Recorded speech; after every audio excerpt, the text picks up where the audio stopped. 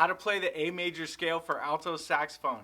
All right, we're going to start with our thumb on the thumb rest and not the thumb key, okay? Then, to play the A, we play 1 and 2.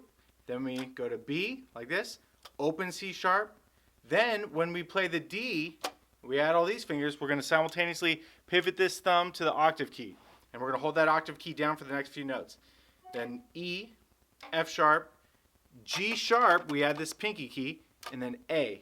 Then we come back down. G sharp, F sharp, E, D, and then C sharp is open, and that's when we pivot off of the octave key.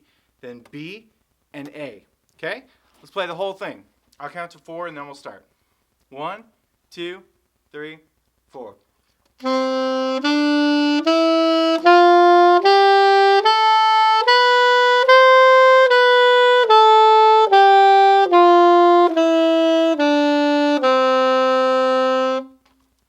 And that's your A major scale for alto saxophone.